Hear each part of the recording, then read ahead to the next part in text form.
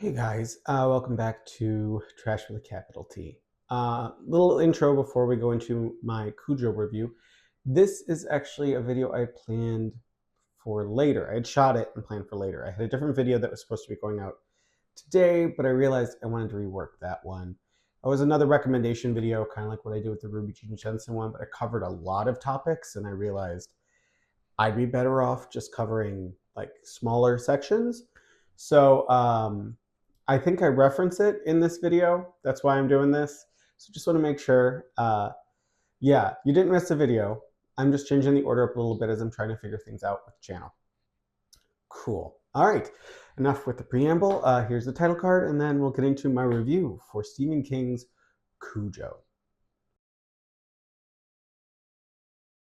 Hey guys, and welcome back to Trash with a capital T. I am your host, Bobby, and today we're doing a simple book review. Let me just get adjust so I can get a little comfortable. Oof.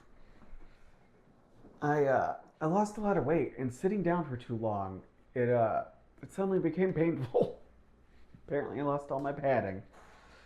Okay, the book I'm reviewing today is I mentioned in another one, Stephen King's Cujo. Yeah, finally finished it. It only took me a couple days.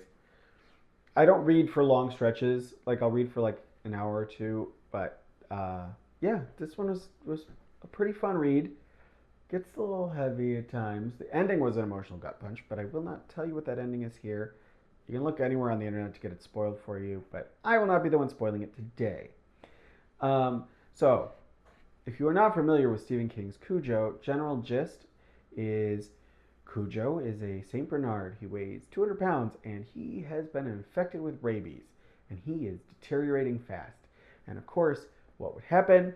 A mother and son, Donna and Tad, have their car break down in the front yard of Cujo's house and they get trapped in the car with a giant, angry, rabid St. Bernard outside trying to kill them because he blames them for all of the pain he's feeling because of his infection. Obviously, there is more to Cujo, the book, than just that. That actually is about that hits about midway through the book. The first 200 pages of this book comes in just under 400 pages. Is really focused more on the domestic drama of two families. So I've already mentioned Donna and Tad. Donna is married to a man named Vic. That is one family that we follow, and they are middle class. Vic's an ad man who's got a big problem because a product he would advertise turned out to create a red dye that didn't get absorbed by the body, so kids were suddenly puking up what looked like blood or it was passing out the other end, similar to what happened to Frankenberry back in the day. Apparently still happens. I haven't had Frankenberry, and if I did, I wasn't going to check. Uh, so you follow them and their lives and kind of get an idea of what's going on in that family and the problems that they have. Um, they're from New York. They're moved to a small town. Donna's trying to deal with being a housewife and a mother, especially now that Tad is getting to preschool age and soon going to be going into full-time school when she won't have him around the house. So she's got a lot of issues with that. Vic is worried about the change. He's overworked. He's worried about his marriage. So you have tension in the marriage. And then you have Tad, their son. He's still pretty young. I want to say he's like day school, like preschool kind of age. So what, like 4 or 5? And he's dealing with something a little different. He has what might potentially be an actual monster in the closet, which isn't a major. It's an odd touch in this book. It's this weird supernatural touch where there is obviously something in Tad's closet. What it is, we do not know. It might be tied to a character from the Dead Zone, who gets mentioned a lot in this. It might be tied to just a general evil that lives under Castle Rock. This is a Castle Rock story. If you do not understand when I say that, Stephen King, outside of just having the Dark Tower, which connects all his books, he has several books that are set in towns that he repeats. Derry from It is one. Jerusalem's Lot pops up in a couple stories. And then he has Castle Rock, which shows up in a bunch of stories. I want to say, off the top of my head, it's for sure the Dead Zone. The Dark Half, Needful Things is the last Castle Rock story. Cujo is set in Castle Rock. There's a bunch. So there's something there in Tad's closet that keeps threatening him, terrorizing this poor kid. It happens a few times in the beginning, and it does kind of carry throughout the book. It's an interesting note where it's something that's not explained. I'm not even giving away anything by saying that. It's not really explained, but it feels like this force that is kind of present over everything. This threat. And the reason I say that is because this book gets kind of mean. And not in the way the characters treat each other, but in the sense that you literally see everything go wrong that could go wrong to such an insane degree to keep Donna and Tad trapped at this house. This house owned by a drunken mechanic named Joe and his wife Charity and their son Brett and their wonderful dog Cujo, who starts this book as a lovable big oaf of a dog who would do anything for his man or his woman or the boy. That's how he refers to them. That's how he actually refers to all characters. They're either the man, the woman, or the boy. We do spend time in Cujo's head, and in the early parts of this book, especially before he goes rabid, and I love those chapters. I wish there was more of them. The way King writes Cujo is just, it's this wonderful little innocence. Like, you're basically with him through the first part of the book watching this innocence, the innocence of Cujo, this loving dog, become corrupted by the virus as the pain overtakes him, as the virus makes him unable to rationalize, which is weird because we're talking about a dog, but it is something very interesting the way he writes it. It almost feels like the same kind of way he treats Carrie, where we watch an innocent, because of outside forces, or in Cujo's case, it's internal because of the virus, but by something other than their own choices, become corrupted. And I really like those chapters. Joe, the father of that family as a character, is he's a drunk. He's kind of a jerk. He definitely treats his wife like shit. He doesn't have as much impact on the book because he also gets offed pretty quickly. So we don't spend a ton of time with him, and what we do, he's not very likable. He's a kind of King character. He's not the most horrible character. King can write some truly terrible characters, and he does. There is a couple of them in this book. But to bring them up is to bring up spoilers, and I want to avoid those. There are a couple of them in this book. Joe doesn't reach that level, but he's also not all that interesting. His wife Charity, on the other hand, is actually a pretty interesting character. She is one of the themes that kind of goes through all of this is mothers protecting their children. I gotta put this down for a second. So one of the things that goes through the book is mothers protecting their children, and in Charity's case, she is obviously not protecting her son Brett, from the dog or from any outside force. What she's protecting him from is her husband, not in the sense that Joe is going to beat him or become an abusive monster to him, but because she wants her son Brett to want more in life than what Joe feels is appropriate. She wants her son to aim higher than what she came from and what he comes from. And she is worried that Joe's influence is going to trap Brett in this town. So her solution, and one of the things that works against Donna and Tad, is to take Brett on vacation, removing them from the house and keeping them from being able to help once Cujo goes rabid. So we have two families that we follow various members of throughout the book. Mostly we are with Vic, Donna, and Charity.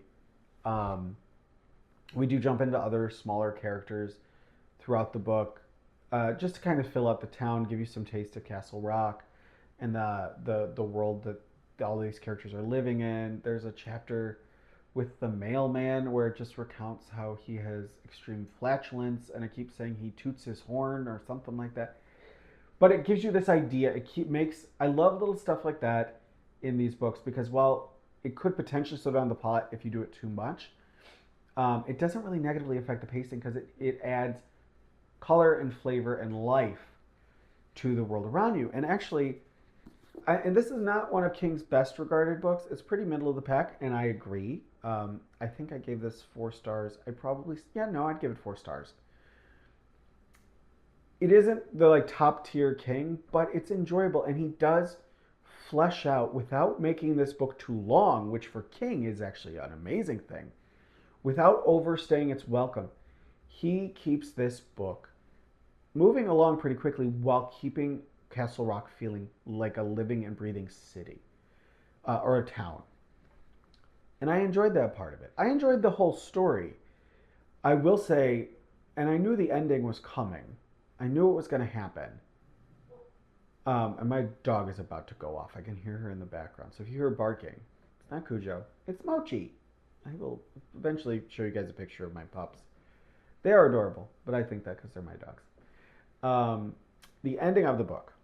I knew how this book ended. One of the discussions that's always been around this book is the ending of the book. It has actually been a problem for this book, and it is a reason it has been pulled off of school shelves and out of school libraries.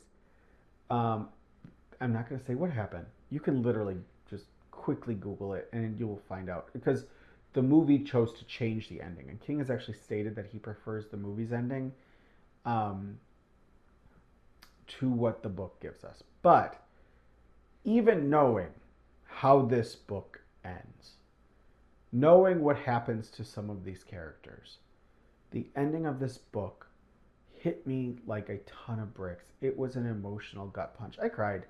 I'm not going to lie.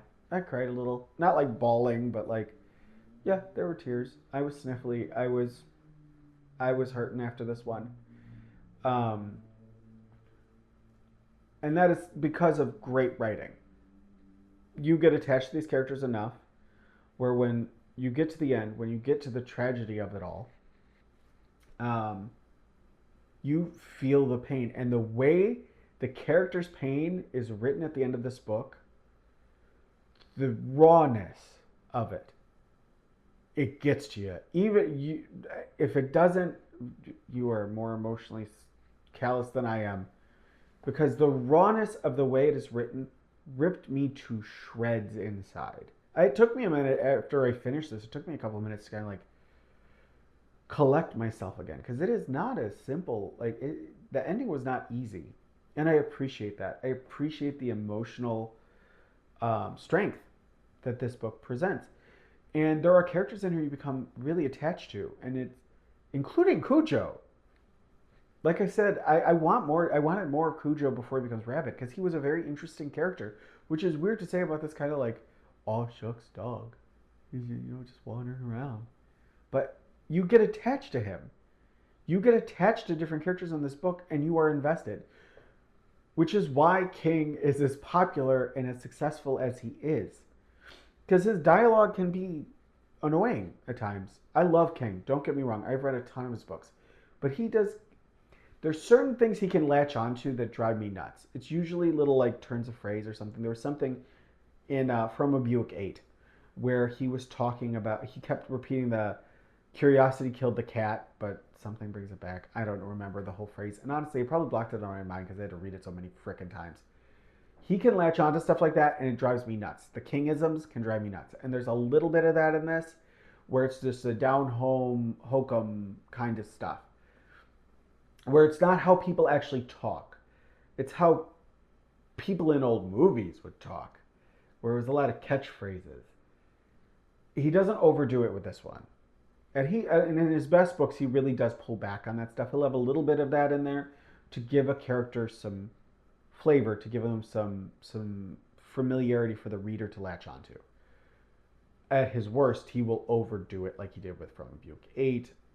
There was something in Finders Keepers where the characters kept talking about their parents' fights as Arky Barkies. Drove me nuts. So that actually made that book a struggle to get through. But there's a little bit of that in here. A little bit. Just a teensy weensy bit. And that works.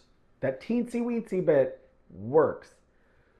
So this is before that kind of took over. He actually, for a book he claims he doesn't remember writing because he was so damn drunk, he did some great work in here. There is some amazing pacing.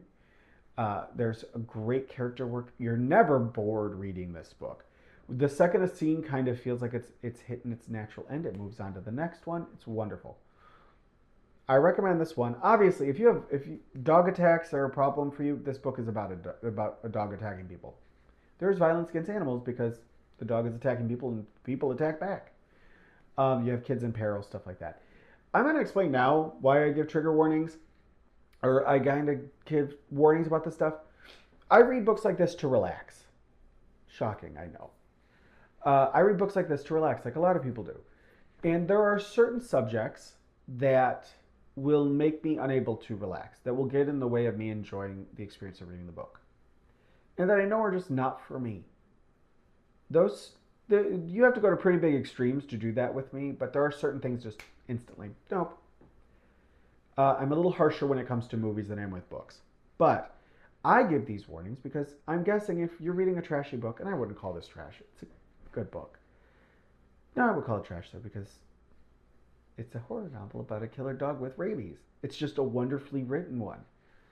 Some people call it great American literature. Cool. But if you're reading a trashy book, or a paperback, or a horror novel, whatever, if you're reading, to some degree you are reading for enjoyment. And I want you to be able to go into this knowing, I'll enjoy this, or maybe I won't. Because you'd be surprised when people are like, I want an emotionally challenging book. This book, pardon me, this book is emotionally challenging because of the ending. Because of what you watch two mothers go through as they try to protect their children. That does work in its favor. And if you want something that is going to kind of emotionally challenge you, this is it. And Charity, I have to say, I'm going to go back to the characters for a sec. King gets some shit for the way he writes female characters. Donna falls into that a wee bit. Not a lot. I actually like Donna. Love my dogs. They're talkative, though. Charity is probably one of King's better female characters. She has this kind of strength. She's very intelligent, and you enjoy spending time with her, but you see, like, he really gets the struggle that she's going through done well, and I enjoyed spending time with her. I thought she was actually a great character. And she exhibits this kind of strength that I wasn't expecting from her, that you don't really get. I don't remember seeing in the movie all that much, but yeah. So, but I give the warnings, and I talk about this type of stuff because I want you to be able to enjoy this. And I enjoy Cujo, and I think a lot of you guys will. So, on that note, because this video I don't want to go too long, I think a 16-minute, 17-minute review is long enough.